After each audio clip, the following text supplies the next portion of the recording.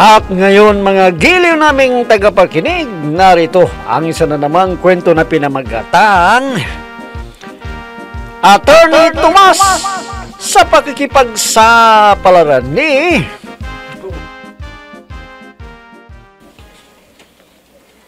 Kagawad Adong, malalim na ang gabi, nandito ka pa sa labas. May problema ka ba? Kukuan na. Papalapit ng 2025 barangay eleksyon na. Kinakabaan ako, boy. Ha? Bakit ka naman kakabahan, kagawad? Malakas naman di kagawad asyong. Nako, alam mo, boy. Katatapos lang ng isinagawang survey at ang resulta ay 5% laang ang nakuha ni Kagawad Asyong. 10% ang hindi pa nakapag-isip kung sinong ibuboto nila at yung 85% ay pabor kay Karyong. Ano? Totoo kaya yan, kagawad? Baka fake news lang yan. Baka content lang yan. Anong content lang? Hindi, boy, Kasama ako sa mga nagsurvey at yun talaga ang resulta, kaya kinakabahan ako, boy. Baka matalo si Pari Asyong, masisira ang pangarap ko. Kung matatalo siya, siguradong talo rin ako. At pati mga ka-line up namin matatalong lahat. Ha? Kung ganun, hindi na rin matutupad ang pangarap kong maging chief CBO? Oo, boy. Kaya tulungan niyo ako ni Bunjing na mag-isip. Talagang kinakabahan na ako. Di ba ka nagkamali sila sa pagsusurvey? Anong nagkamali na sinasabi mo? Kasama nga ako Katunayan nandaya pa nga kami. Kung tuos-tuoson 2% lang ang nakuha ni Pari Asyong.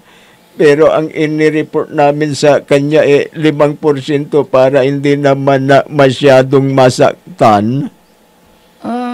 Ano ngayon ang plano ni Kagawad Asyong? Nako, wala pa. Hindi pa raw siya nakapag-isip. Ang isa pang inaalala ko ay... Ay, nako. ano kagawad? Bakit hindi mo ituloy ang gusto mong sabihin? Nako, baka utusan tayo na patayin si Kapitan Karyong. Kagawad Adong?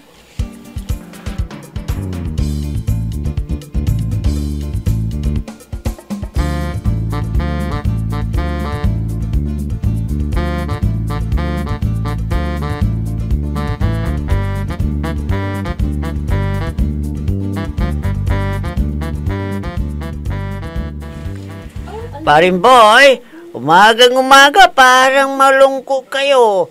May problema ka ba? Oo, pare Bunjing. Kinakabahan ako. Oh, bakit ka naman kakabahan, pare? Bakit? Nakipag-date ba sa'yo si Melinda?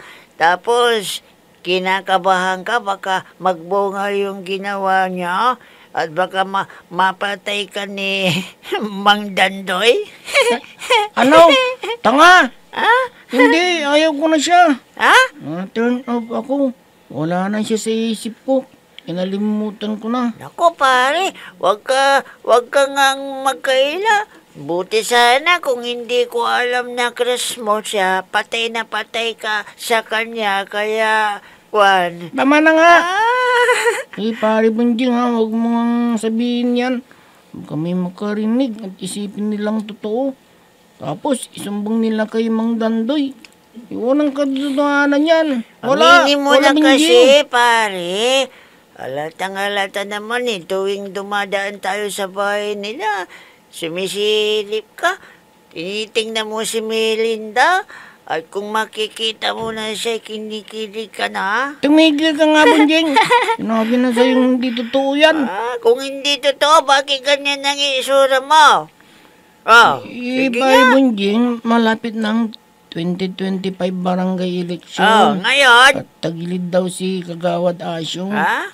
At baka si Kapitan Kayong pa rin ang mananalong kapitan.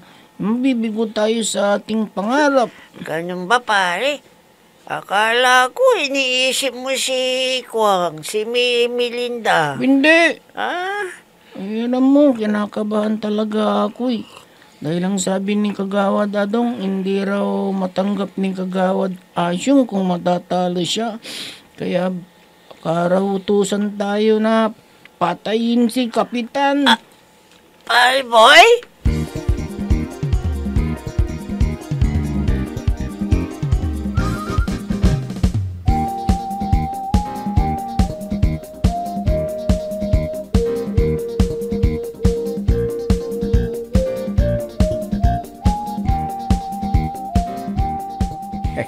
Ayos, wala na akong problema. Makakatulog na ako ng mahimbing. Ay, Karyo, Karyo, eh. mukhang masaya ka yata. Siguro, naka-score ka na naman kay Veronica. Punyang, huwag kang magsalita ng ganyan. Baka may makaranig, isipin nilang totoo. Nako, Karyo, huwag mo nagang lukuhin ang sarili mo. Tumigil ka na, Punyang! Walang katotohanan yung sinasabi mo eh. Itinuring ko lang siyang parang tunay na anak. At ganun din siya. Itinuring niya akong parang tunay na tatay. Ganun lang. Nako, Karyo, napakasinungaling mo. Marami ka ng kasalanan. Hindi mo ba alam na malas yan? Mamaya, mamalasin ka. Matatalo ka. Anong matatalo?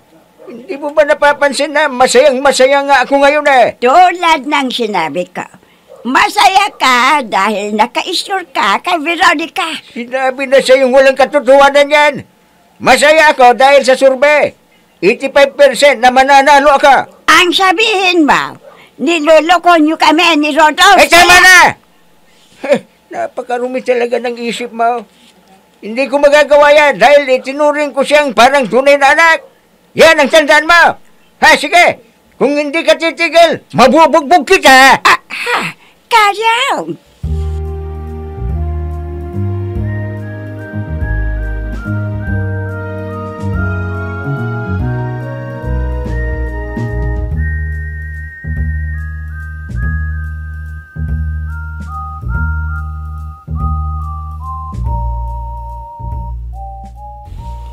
Ikaw pala, Pari Asyong. Oo, nandito ako ngayon sa bahay mo. Tumatawag kay Kagawad Adong. Baka si Kagawad Asyong na yan. Oo, Delikado, baka utusan kaming patayin si Kagawad Karyong nito. Oo, pare. Nandito sila. Oo. Nakahanda sila kahit anong kailangan mong serbisyo nila. Oo, pare. Sige, bye, pare. Ha? Kagawad Adong, sino yung tumawag sa'yo? Akwan na si Pari Asyong yun, boy. At kailangan daw ang serbisyo ninyo, kaya umanda kayo. Pinapatawag kayo ni dating Vice Mayor Tim Prusio, kaya magbihis na kayo at pupunta tayo kaagad doon para makausap kayo. Ha? Pupunta tayo sa kinaroroonan niya, Kagawad. Oo, boy. Kaya dilian ninyo ang magbihis. At magbibihis lang ako pagkatapos aalis na tayo kaagad, ha? Dalian ninyo. Naku, ito na yung nangangambahan ko. Baka mamaya pumalpag kami. Kami ang papatayin. Pare boy? Oh, bakit ganyan ang itsura mo? Alam na naman bang problema mo, pare, si Melinda? Pare Kunjing, Oh, dumating na ang pinangangambahan ko. ha? Pinangangambang, ano, pare? Pinapatawag daw tayo ni Kagawad Asyong. Nandun siya sa bahay ni dating Vice Mayor at may ipapapatay siya. Ha? May ipapapatay siya sa atin? Sino, pare? Sino? Hindi ko alam, Bunjing. Ha? Basta magbihis ka na dahil kakausapin daw tayo. Bilisan mo na. Ay, naku, kinakabahan ako. Baka dito na tayo Sige, madisgrasya. Kung hindi tayo ang makapatay, baka tayo ang mamamatay.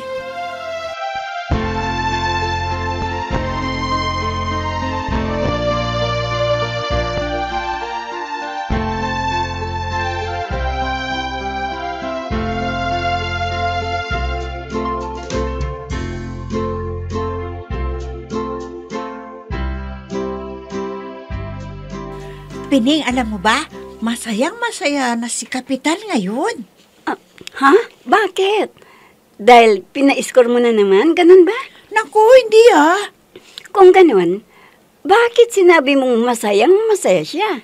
Nagpa-survey pala ang kampo ni Kagawad Asyong kung sino ang malakas na kandidatong pagkakapitan. Naku, malungkot na malungkot sila at kinabahan na sila. Ha? Bakit? Ano bang resulta ng survey? Biruin mo nakakuha lang si Kagawad Asyong ng 5%. Samantalang si Kapitan ay naka 85% at 5% ang hindi pa napagdesisyonan kung sino ang iboboto nilang Kapitan. Ha? Kung ganon, makakatulog na si Kapitan ng mahimbing. At sila Kagawad Asyong at Kagawad Adong naman ngayon ang hindi makakatulog. Oo, Pining. Dahil alam na nilang matatalo na sila. Kahit anong gawin pa nila, wala na silang magagawa. Dahil ang mga butante na ang huhusga sa kanila, Pining. Pati sa social media, marami ang nagbabasa sa kanila. Kung ganon, mawawala na rin ang kayabangan ni Kagawad Asyong. Oo, Pining. Magwawakas na rin ang mga maliligayang araw nila. Tayo rin ang hahalakhak. Oo, sa atin ang huling halakhak. Tama ka dyan.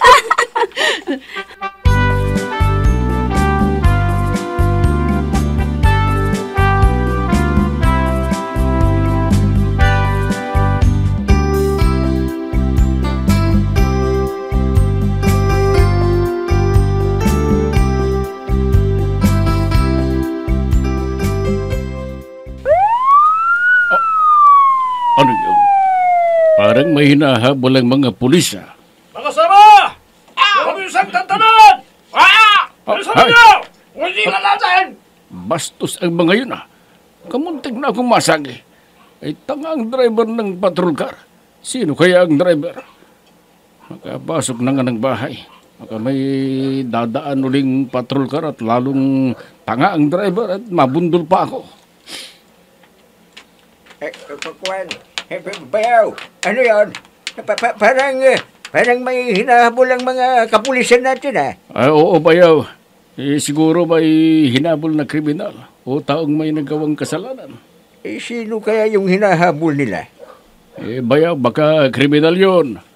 Kailangan pumasok tayo kaagad sa bahay. Baka lumadman at madadamay tayo. Halika na, bayaw. Naku, bayaw.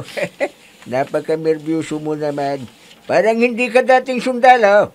Kailangan ipakita mong matsapang ka. Dahil dati kang sundalo. Ay, naku, bayaw. Kaming mga sundalo, hindi lang tapang ang ginagamit namin. Pati utak.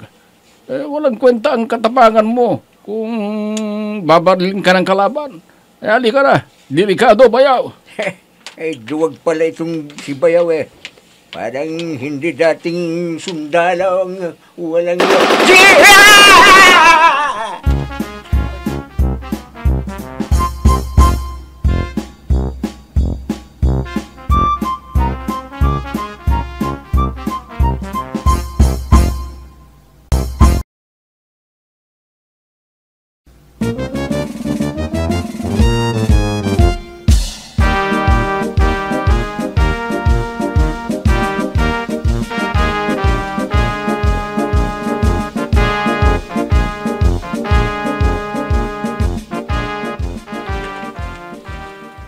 Kagawad Gusting, narinig mo ba yung narinig ko? Ay, oo naman, Benito. Ang lakas-lakas ng putok yun Imposibleng hindi ko marinig. Kagawad, ano kaya yun? Baka may pinatay. Naku, natatakot ako, Kagawad. May narinig pa kasi akong sumigaw parang tinamaan ng baril. Kaya bilang malaman natin kung sino yung tinamaan. Ano? Alamin natin. Naku, kailangan magtago na tayo, kagawad. Baka mamamatay tao yun. At kapag nakita tayo, isusunod tayong barilin. Naku, ayaw ko pang mamatay. Gusto ko pang kumain ng kanin ni kagawad. At gusto ko pang makapag-asawa. Naku naman. Ano ba naman kayo? Si Abring. Tinurog na tayo. Ikaw naman. Gising ka pa nga, pero sobra naman ng pagkaduwag mo. Makarinig ka lang ng putok ng baril. Nanginginig ka na. Paano na? Ha? Paano ka makaka-respond din yan kung totoong may na baril? Talagang takot ako sa baril, kagawad. Uli ka na. Sumama ka sa akin para mawala yung takot mo. Ha? Saan tayo pupunta, kagawad? Pupuntahan natin yung pinagbulan ng putok. Halika na. Naku, ayaw ko, kagawad. Baka pagdating natin doon, pagbabarilin din tayo. Ayaw ko pang mamatay. Hindi pa ako nakapag-asawa. Kung gano'n, maiiwan ka rito. Oo, kagawad. Dito na lang ako. Hihintayin na lang kita rito. Sige, alis na ako. Iwan na kita. Pero baka pumunta dito yung mamamatay tao at papatayin ka. Ha? Kagawad, huwag mo naman akong takutin. Hindi kita tinatakot. Sinasabi ko lang ang posibleng mangyari. Sige, dyan ka na. Ha? Iniwanan ako ni kagawad Gusting. Naku, baka magkatotoong sinabi. Sasama na lang ako sa kanya. Ay, kagawad Gusting, hintay mo ako! Huwag mo akong iwan dito! Kagawad Gusting!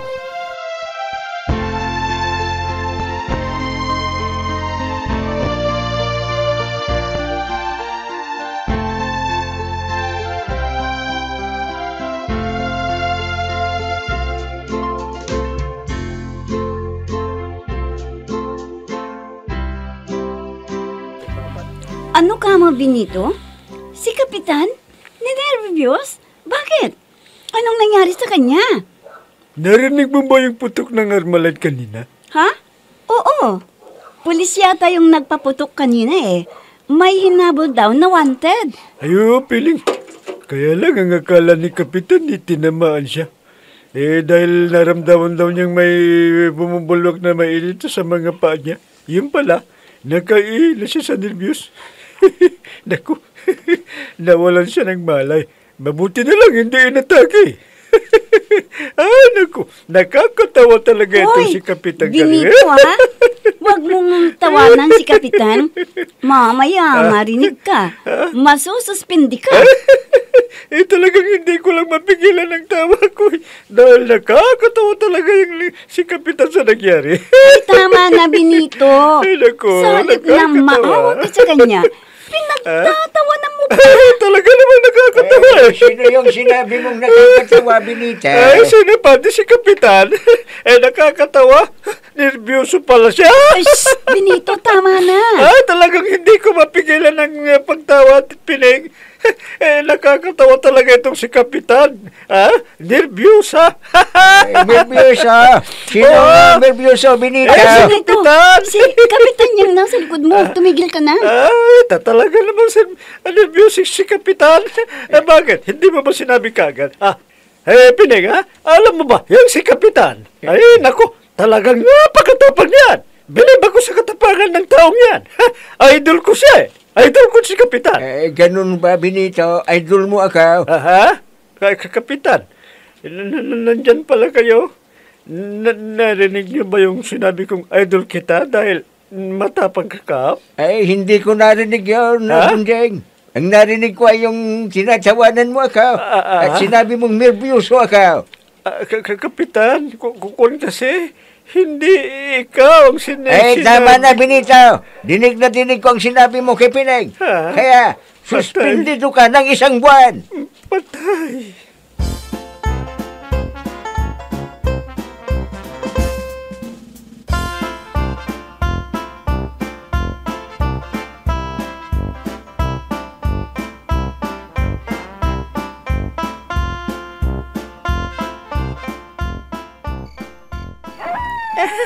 Paparin boy, ang dilim-dilim dito sa kinaroroonan natin.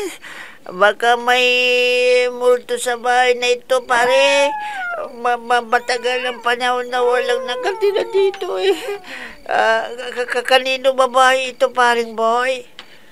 Bahay daw ito ni Atty. Tomas. Ha? Isang Kastila na Tomas? napangasawa ng isang inchik. Si Doña Alicia Go. Ha? Ibig mong sabihin, patay na rin ang sinasabi mong Atty. Tomas? Oo naman, mahigit 1 taon na ang nakaraan. Ganun ba? Naku, pare, bakit tayo pinapunta dito ni dating Vice Mayor Temporosio? Anong gagawin natin dito? Dito raw tayo magmamanman kay Kapitan Karyong. Lahat ng gagawin niya, i-report natin kay Kagawad Asyong. Anong ginagawa ninyo dito sa bahay ko, ha? Ha? Pare po niya si Atty. Tomas. Mamuto! Minuto tayo!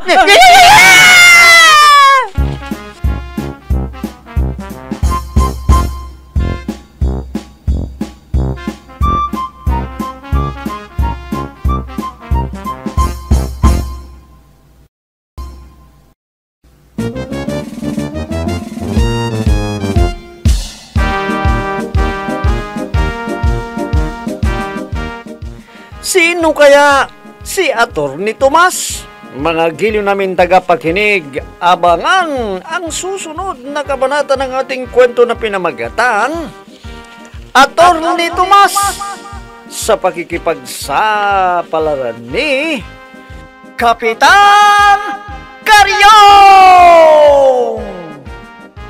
Mga nagbibigay buhay sa ating dula ay sina Mayra Abrihal Narnola, Susan Malikdam, Robert D. Guzman, Amit Diaz, Oscar Ora, Jun Cabato, Technical Supervision at sa musika ni Oscar Ora, nilapatan ng tunog ni Robert D. Guzman, mula sa panulat at direksyon ni Oscar Ora, Kapitan Karyong!